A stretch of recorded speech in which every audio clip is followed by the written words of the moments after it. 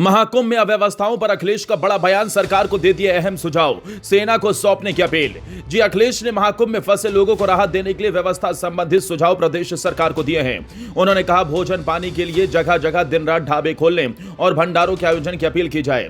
यह भी कहा कि जहां हजारों करोड़ों रुपए प्रचार पर दुर्घटना की खबरें दबाने के लिए बहाए जा रहे हैं, पीड़ितों के लिए कुछ करोड़ खर्च करने से सरकार पीछे क्यों हट रही है। समाजवादी पार्टी के राष्ट्रीय अध्यक्ष और पूर्व मुख्यमंत्री अखिलेश यादव ने गुरुवार रात महाकुंभ में फंसे लोगों को राहत देने के लिए व्यवस्था संबंधित सुझाव प्रदेश सरकार को दिए हैं। उन्होंने एक्स पर पोस्ट में कहा कि भोजन पानी के लिए जगह जगह दिन रात ढाबे खोलने और भंडारों के आयोजन की अपील की जाए। उन्होंने कहा कि प्रदेश भर से मेडिकल और पैरामेडिकल स्टाफ को स्वयंसेवी लोगों के 2 पहिया वाहनों के माध्यम से दूरस्थ इलाकों में फंसे लोगों तक पहुंचाने की व्यवस्था हो। महाकुंभ के आसपास और प्रदेश भर में मीलों तक फंसे वाहनों को पेट्रोल डीजल की आपूर्ति सुनिश्चित की जाए।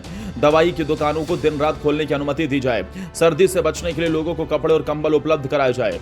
इसके अलावा उन्होंने ये भी कहा कि जहां हजारों करोड़ रुपए प्रचार पर और दुर्घटना की खबरें दबाने के लिए बहाए जा रहे हैं, वहां पीड़ितों के लिए कुछ करोड़ खर्च करने से सरकार पीछे क्यों हट रही है। बता दें, महाकुंभ में मची भगदड़ के कारण हुए हादसे में मारे गए श्रद्धालुओं के प्रति तीनों विपक्षी पार्टियां बसपा, सपा और कांग्रेस ने दुख जताया था। सपा और कांग्रेस ने इस घटना को लेकर बीजेपी सरकार को घेरा था।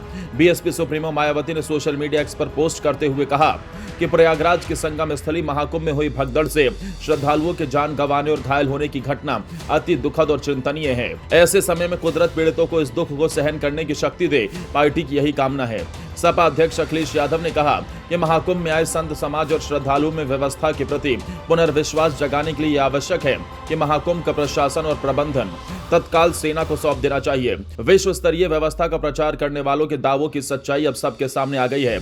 जो लोग भी मिथ्या प्रचार कर रहे थे, उन्हें इस हादसे में हत हुए लोगों की नैतिक जिम्मेदारी लेते हुए अपना पद त्याग देना चाहिए। उन्होंने कहा था कि हमारी सरकार से अपील है कि गंभीर रूप से घायलों को एयर एम्बुलेंस की मदद से निकटतम अच्छे अस्पतालों तक पहुंचाकर तुरंत चिकित्सा व्यवस्था उपलब्ध कराई जाए। मृतकों के शवों को चिन्हित करके उनके परिजनों को सौंपने और उन्हें उनके निवास स्थान तक भेजने का प्रबंध किया जाए।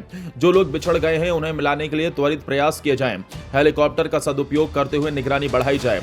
श्रद्धालुओं से भी अपील है कि वो इस कठिन समय में संयम और धैर्य से काम लें और शांति पूर्वक अपनी तीर्थ यात्रा संपन्न करें। सरकार आज की घटना से सबक लेते हुए श्रद्धालुओं के रुकने, ठहरने, भोजन पानी व अन्य सुविधाओं के लिए अतिरिक्त प्रबंध करे।